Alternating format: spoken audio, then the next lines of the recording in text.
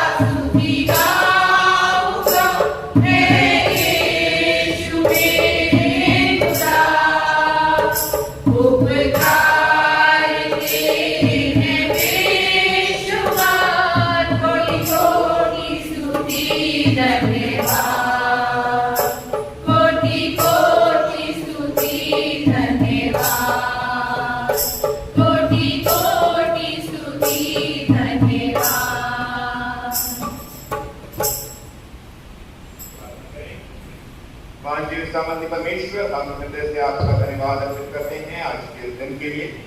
और प्रभु, जब आपके सम्मुख हैं हम प्रार्थना करते हैं जिस प्रकार से हमने अपने धन्यवाद के शब्दों को, अपने स्तुति बलिदानों को आपकी ओर अर्पित किया, प्रभु हम इस बात की समझ और परख को रखने वाले हो कि प्रभु परमेश्वर हम कोई बहुत बड़ा काम नहीं कर रहे। प्रभु, ये स्तुति, इस बलिदान की योग्यता प्रभु परमेश्वर आपकी है।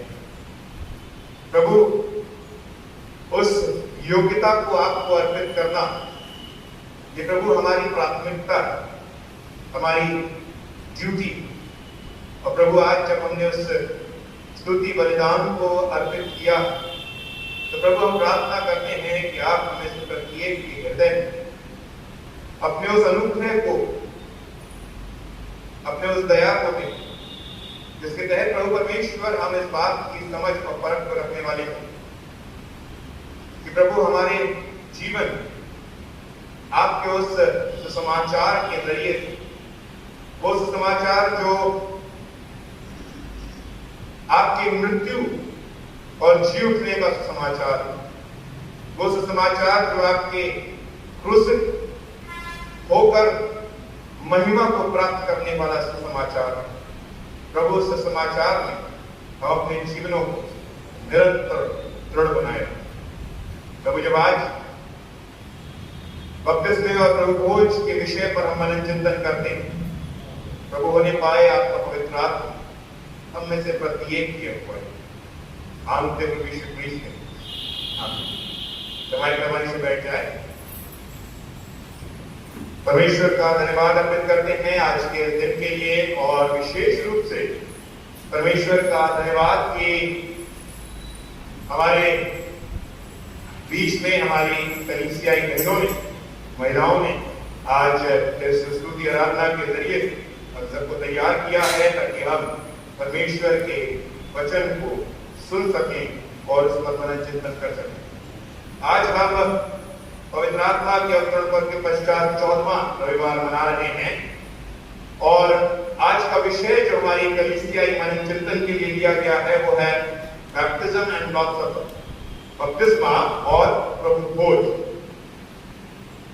दो सबसे महत्वपूर्ण विश्वास की बातें, दो सैक्रामेंट या संस्कार जो मेरे और आपके विश्वास के लिए कहीं ना कहीं बहुत महत्वपूर्ण है, क्योंकि इनके बिना मैं और आप ना तो कलीसियाई सहभागिता में प्रवेश कर सकते हैं, ना ही कलीसियाई सहभागिता में बने रहे।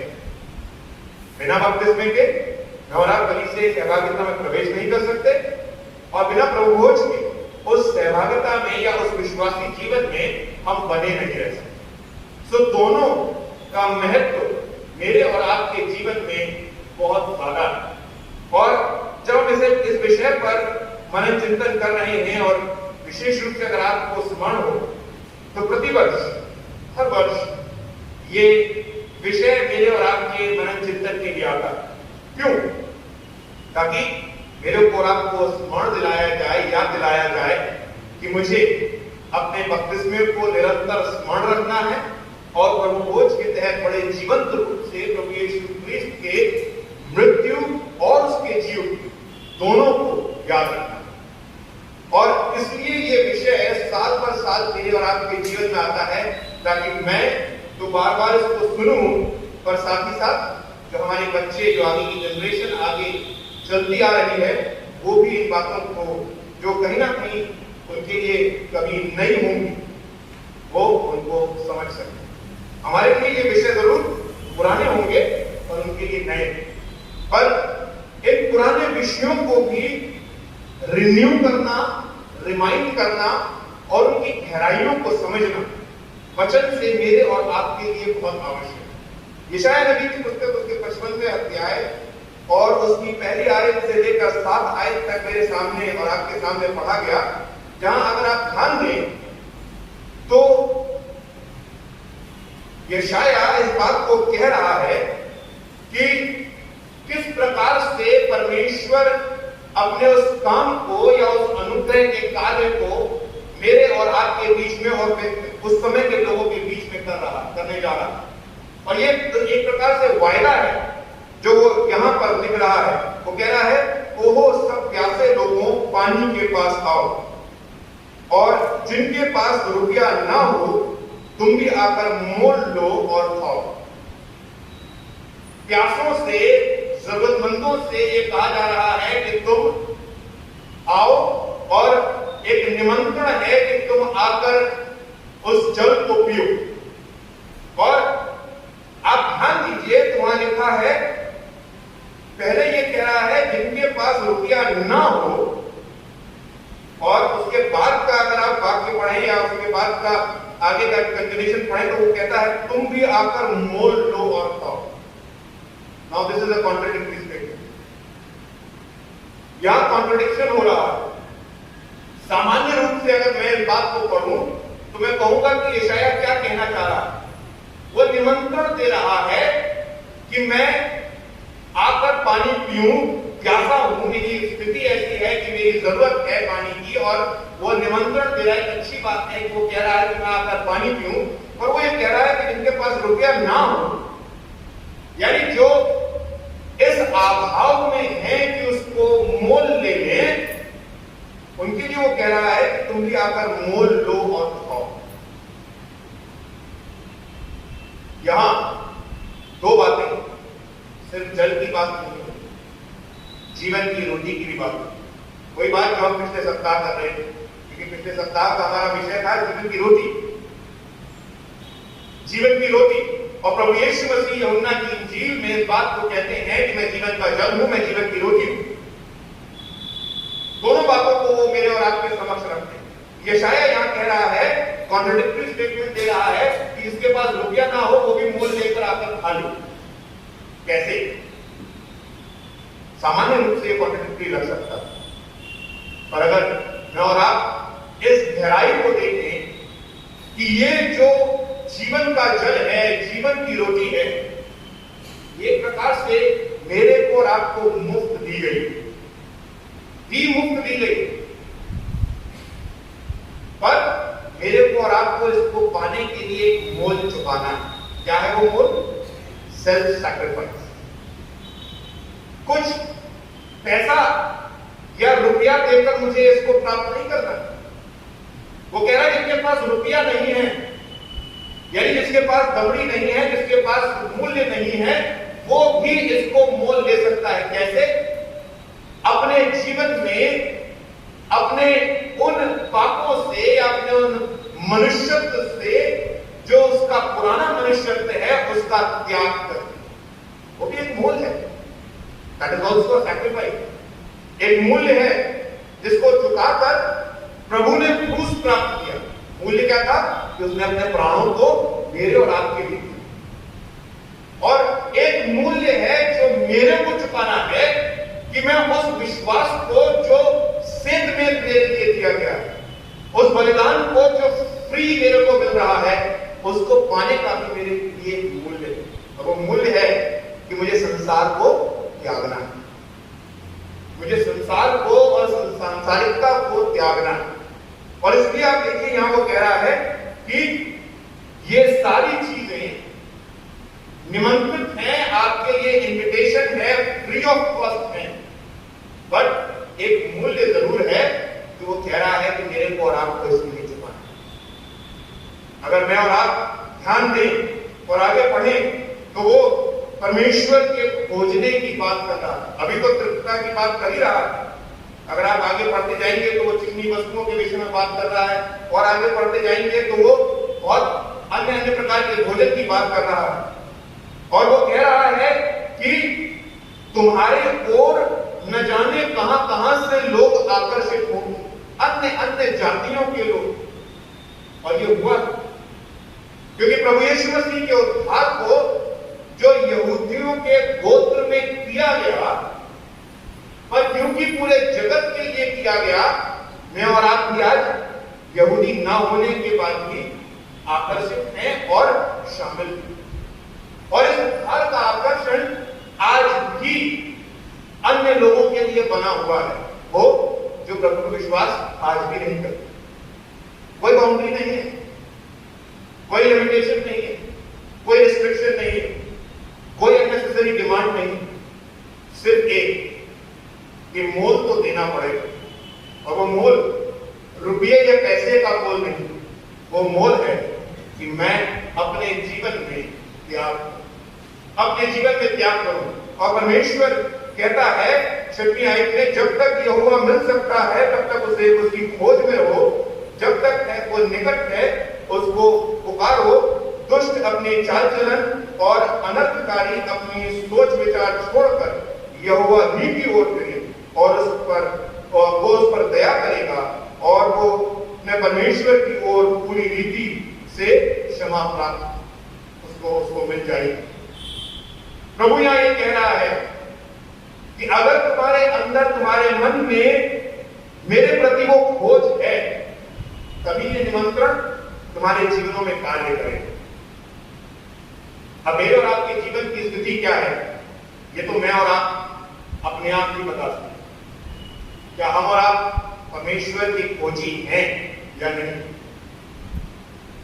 अगर आप डिस्कवरी चैनल देखते हो, खोज के विषय में अगर आपने कभी कोई डॉक्यूमेंट्रीज या कोई भी स्टडीज करी, एक व्यक्ति जो खोज करता है वो एक प्रकार से सिद्धरा होता है। क्यों? क्योंकि उसके लिए उसकी खोज प्राथमिकता होती है। भोजन को भूलकर, पानी को भूलकर, न जाने और क्या क्या बातों को भूलकर वो सिर्फ और सिर्फ उस बात की खोज में लगा रहता है जिस बात पर वो कार्य कर रहा है। ऐसे ही नहीं, बहुत सारे साइंटिस्ट ने न जाने कितने कितने आविष्कार कर दिए, न जाने कितने कितने एक्सप्लोरर्स ने कौन कौन से कॉन्टिनेंट्स, कौन कौन से वो टापू ढूंढ के निकाल दिए। क्या था? खोज। उनके अंदर ललक थी, उनके अंदर एक मानसिकता थी कि ये काम मुझको करना ही है। ये भोजन, ये पानी मेरे और आपके लिए रखा हुआ है, मुफ्त है। पर अगर मैं और आप परमेश्वर के खोजी नहीं होंगे तो मेरे और आपके अंदर वो ललक नहीं होगी कि हम उस ओर जाएं और मोल दें त्याग का कि उस भोजन को और उस पानी को प्राप्त। मैं और आप इस बात को देखने और समझने के लिए आइए आगे बढ़ते हैं हम रोमियो की पत्री में, जहां पौलुस अब प्रभु यीशु मसीह के विश्वास में होकर शिक्षा दे रहा है और बड़ी ही कठिन शिक्षा दे रहा है। पहली बात हो रही है यशायाह नबी की पुस्तक में, जहां वो बातचीत कर रहा है किस विषय में? भोजन के विषय में, पानी के विषय में, जो मुफ्त दिया गया है, जिसका इन्विटेशन मेरे को मिल रहा है। और अगर मैं परमेश्वर का खोजी हूं तो मैं उसको त्याग के साथ मोल देकर प्राप्त कर सकता हूं। रुपये पैसे का मोल नहीं, त्याग का मोल। अब हम आते हैं उस समय में जहां उद्धार स्थापित हो गया है। अभी तक तो इस उद्धार की भविष्यवाणी हो रही, पर अब ये उद्धार स्थापित हो गया।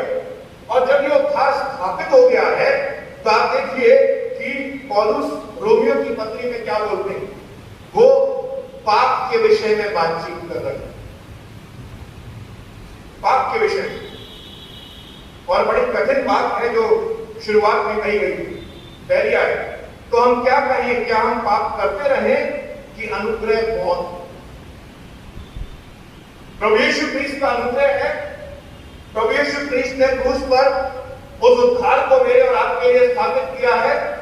तो पौलुस का प्रश्न यह है कि हम क्या करें? हम पाप क्या करते रहें? क्या हम पाप करते रहें कि अनुग्रह की बहुतायत बढ़ती चली जाए? बहुत सारे ऐसे लोग हैं जो इस बात को विश्वास करते हैं। और इनलाइन डिफरेंस है, महीन धागे पर चलने वाली बात है। कई लोगों का ये सोचना है, ये मान्यता है मसीही विश्वास में, और कई ऐसे शिक्षक भी हैं जो कहते हैं कि प्रभु यीशु क्रिस्त ने तो मेरे और आपके पापों के लिए क्या कर दिया? मोल को चुका दिया, तो अब कोई परेशानी नहीं है। अगर मेरे जीवन से कोई पाप हो जा रहा है तो मैं आकर क्षमा प्राप्त कर सकता हूं, क्योंकि उसका बलिदान या उसका मोल तो प्रभु यीशु क्रिस्त ने हमारे मसीही विश्वास और शिक्षा के अनुसार पहले से ही चुका दिया।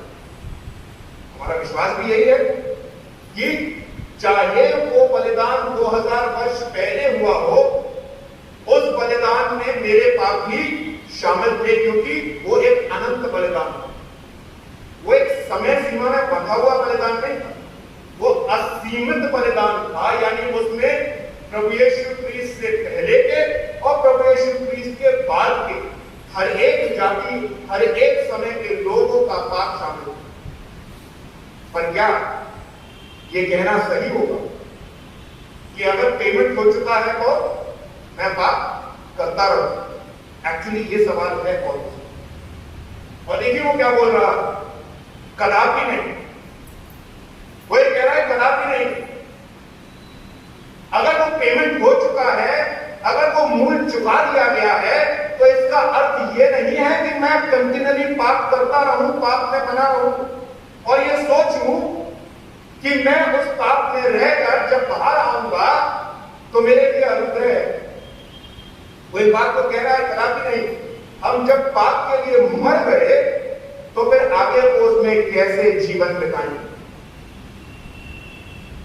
ये एक्चुअली बहुत अंडरलाइन करने वाला विषय है या बात है जो पौलुस कह रहा है। यदि मैं पाप में मर गया हूं तो आगे को उसमें कैसे जीवन, क्यों? क्योंकि मैंने उद्धार कैसे पाया।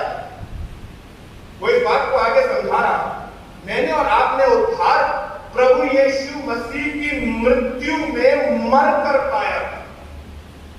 यानी प्रभु यीशु मसीह की मृत्यु में मैं अपने पापी स्वभाव को डालता हूं, उसे मारता हूं और प्रभु यीशु मसीह के जीवंत दशा में मैं और आप पाप के उस स्वभाव से जीवित हो उठते हैं। बड़ी कठिन बात है जो पौलुस मेरे और आपके समक्ष रखते हैं, क्योंकि अगर इस बात को मेरे को और आपको पूर्ण रूप से मानना है, स्ट्रिक्टली मानना है, तो मैं इस पापी स्वभाव के ऊपर प्रबलता को मेरे को हासिल करना है। ये जो पापी स्वभाव है जो बार बार पाप करता है, बार बार गलत काम करता है, उसके ऊपर मुझे हावी होना है। क्योंकि पौलुस जिस कॉन्सेप्ट से होकर मेरे और आपके साथ बातचीत कर रहे हैं, वो ये कह रहे हैं कि अगर मैं पाप के लिए मर गया हूं तो आगे को उसमें कैसे जीवित रह सकते। आगे तो और बहुत सारी बातें वो कह रहे हैं, पर मैं और आप आज इस पर ज्यादा ध्यान दें। प्रश्न है, और ये मेरे से भी प्रश्न है वचन, आपसे भी प्रश्न है ये वचन, कि जब मैं उस पाप में जो मैंने किया है प्रभु यीशु क्रिस्त के मृत्यु में उसमें मर चुका हूं, तो फिर उसमें आगे को कैसे जीवित? मुश्किल बात है, मुश्किल बात है, पर मेरे और आपके लिए वचन यही शिक्षा देकर आ रहा है। मेरे को और आपको कोशिश करनी, मैं ये नहीं कह रहा हूं कि अगर मेरे से दोबारा पाप हो जाता है तो प्रभु यीशु मसीह के उद्धार के जरिए से मेरे को क्षमा नहीं मिलेगी, बिल्कुल मिलेगी। मैं दोनों चीजें एक ही साथ बोल रहा हूं। अगर मैं बार बार पाप कर रहा हूं तो ऐसा नहीं है कि प्रभु यीशु मसीह के अनुग्रह और बलिदान के तहत मुझे क्षमा नहीं मिलेगी, बिल्कुल मिलेगी। पर पौलुस ये कह रहा है कि जिस पाप में मैं एक बार मर गया, उस पाप में मैं आगे को जीवित नहीं रह सकता। अब इस बात को मेरे को और आपको अपने आप से समझना और विचारना है, और मेरे और आपके अपने अपने पापी स्वभाव में, अपने अपने उन कमजोरियों में मेरे को और आपको काम करना है। ये देखना है कि परमेश्वर का अनुग्रह तो मौजूद है, बिल्कुल है, पर क्या मैं उसका बेफायदा समय दर समय फायदा उठाऊं? वो तो मौजूद है, क्षमा मिल जाएगी, पर क्या मैं उसका फायदा उठाऊं? क्योंकि जब प्रभु ने पापी से पापी व्यक्ति, कौन सा भी आप उदाहरण ले लीजिए, वास्तव में सबसे ज्यादा पापी व्यक्ति, उसको भी प्रभु ने क्षमा, और उसको भी प्रभु ने अपने उस क्षमा के अनुग्रह के उस फोल्ड में अंदर ग्रहण किया। तो मेरे और आपको भी प्रभु ग्रहण करेगा, ये पक्की बात है। पर क्या उस उद्धार के ज्ञान, उस समाचार की समझ के बावजूद पौलुस ये प्रश्न कर रहा है कि क्या ये जरूरत है कि मैं उस पापी स्वभाव निरंतर अपने जीवन को जिंदा रखें? क्योंकि ये प्रश्न जब मैं और आप कर रहे हैं तो आज गॉस्पेल रीडिंग के उस लाइट में कर रहे हैं जहां प्रभु कह रहा है मैं कौन हूं? मैं जीवन की रोटी हूं। बहुत कठिन बात उसने कह दी यहूदियों के सामने। आज तो हम और आप इस बात को समझते हैं, पर बहुत कठिन बात उसने यहूदियों के सामने कह दी कि मैं जीवन की रोटी हूं। और वो कहता है कि मेरा मांस वास्तव में खाने की वस्तु और मेरा लहू वास्तव में पीने की वस्तु, खाने पीने की वस्तु है। यहूदी नहीं समझ पा रहे थे कैसे हम इसके मांस को और इसके लहू को खाएंगे। और आप संसार में सम्मिलित होते हैं किस रूप में? प्रभु यीशु मसीह की देह और प्रभु यीशु मसीह के लहू को अपने अंदर ग्रहण करते। पुराने नियम में जाएं या अन्य धार्मिक मान्यताओं में जाएं, बिना बलिदान के पाप क्षमा नहीं, बिना बलिदान के पाप क्षमा नहीं। और जब बलिदान किया जाता है तो क्या होता है? उस बलिदान किए हुए मेमने को खाया जाता है। खाया जाता है कि नहीं? हमारे मुसलमान भाई क्या करते हैं? ईद के दिन यही करते हैं। जब वो बलि देते हैं और उस बलि के साथ क्या करते हैं? उस लहू को बहाकर अपने पापों को उस मेमने पर डालकर, वो एक्चुअली पुराने नियम की पूरी प्रथा को फॉलो कर रहे हैं। पुराने नियम की पूरी प्रथा को फॉलो कर रहे हैं और हम और आप भी फॉलो कर रहे हैं, पर उनका फॉलो करना अलग है, मेरा फॉलो करना आपका अलग है। वो मेमने पर अपने पाप को लादते हैं या कोई और जानवर पर और उसको बलि करते हैं और फिर क्या करते हैं? उसको खाते हैं। क्यों? कि मेरी पाप क्षमा तो हो गई, वो तो हो ही गई, उसके साथ साथ क्या हो रहा है कि मैं अब उसको अपने शरीर में ग्रहण कर रहा हूं और ये डिक्लेयर कर रहा हूं कि ये जो बलिदान है अब मेरे शरीर में प्रवेश कर गया और मेरा शरीर क्या हो गया? अब एक बलिदान बन गया। उनके विश्वास में, उनके परमेश्वर के लिए। और अब हम अपने विश्वास में आए तो प्रभु यीशु क्रिस्त ने भी यही किया। जब वो यहाँ यूहन्ना की इंजील के 6 अध्याय में कह रहा है मेरा मांस खाने की वस्तु, मेरा लहू पीने की वस्तु है, क्या कह रहा है वो? ये कह रहा है कि जो शरीर मैंने तुम्हारे लिए क्रूस पर दिया, उसका बलिदान दिया, उसको तुम मेरी यादगारी में खाया कर, उस लहू को मेरी यादगारी में पिया कर।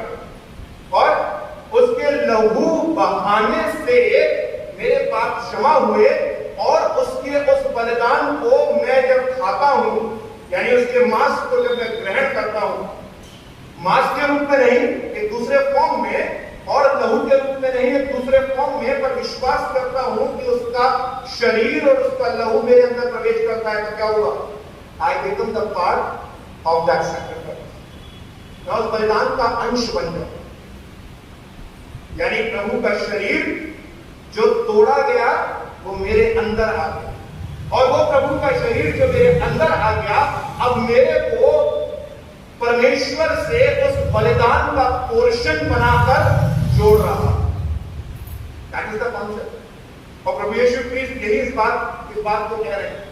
और इसके साथ साथ एक बहुत बड़ा क्लेम वो कर रहे थे यहूदियों के सामने, जो यहूदी लोग समझे नहीं। बहुत इंपॉर्टेंट था इस बात को यहूदियों के लिए समझना।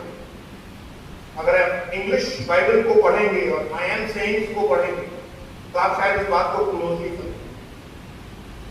What was Jesus saying? I am the true vine. I am the bread of life. I am the living water. I am the gate. I am the way, the truth, the life. अब पुराने नियम में आएंगे।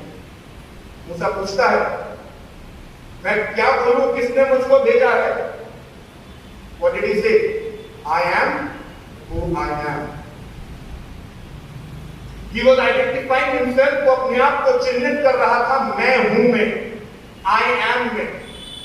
और वो यहाँ यहूदियों के सामने एक बार नहीं कई बार यूहन्ना की इंजील में बोल रहा है मैं हूं, देखो मैं हूं। पर वो नहीं समझ पाए, नहीं जान पाए कि जिस यहोवा को वो ढूंढ रहे थे बड़े बड़े मंदिरों को बना के, जिस यहोवा को की वो आराधना करना चाहते थे, जिस यहोवा को वो अलग अलग तरीकों से उसके सामने बलिदानों को पेश कर रहे थे, वो यहाँ पे अपने आप को बार बार उनके सामने आइडेंटिफाई कर रहा था और कह रहा था आई एम, मैं हूं। और उन्होंने उसे पहचाना। प्रश्न उठता है आज मैं और आप क्या पहचान रहे हैं अभी? क्योंकि आज भी वचन मेरे को और आपको यही बता रहा है, द ग्रेट आई एम, वो परमेश्वर, महान परमेश्वर जो मैं हूं परमेश्वर है, जिसने पृथ्वी की रचना की, जिसने अपने लोगों को दासत्व से निकाला, जिसने मेरे और आपके लिए उद्धार को स्थापित किया, वो कह रहा है कि मैं हूं। क्या तुम उस पर विश्वास करते हो? क्योंकि अगर मैं और आप सच में उस पर विश्वास करते हैं तो पौलुस का वो प्रश्न मेरे और आपके हृदय में खटकना चाहिए कि अनुग्रह तो है, पर क्या मैं कंटिन्यूली पाप में बना रहूं या नहीं? क्योंकि अगर अनुग्रह है और उस उद्धार के और सैक्रिफाइस के तहत मैंने अपने पापों की क्षमा को पाया, तो उस बपतिस्मे के संस्कार में जिसमें मैं अपने पुराने मनुष्यत्व में पहले डुबोया गया और एक नए मनुष्यत्व में उजागर कर दिया गया, और इस भोज में जिसको मैं और आप ग्रहण करते हैं, मैं और आप प्रभु के बलिदान के अंश बनते हैं।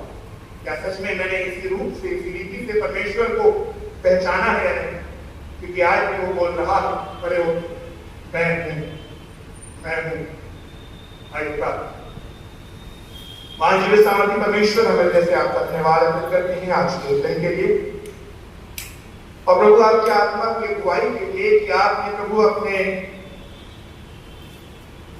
उस जीवित कलाम को हम सब के बीच में प्रभु परमेश्वर इस प्रकार से उमेदा कि प्रभु सच में हम विश्वास करते हैं कि आज के कलाम ने हमें से प्रत्येक हृदय को छुआ। प्रभु होने पाए ये वचन जब हम बाहर निकलते, ना तो कांटों, ना तो सांसारिक बातों, ना क्लाइमेटिक परिस्थितियों के जरिए से दबाया, बल्कि ये भूमि पर और प्रभु परमेश्वर संबंध, ताकि प्रभु हम सबके जीवन आशीषित, हम सबके जीवन आपके क्रूस के नजदीक लाए, और हम सबके जीवन आपके महिमा के कार्य। सारा आदर महिमा आपको देते हैं। यहाँ पर उपस्थित एक व्यक्ति को आपके मांगते प्रभु यीशु मसीह।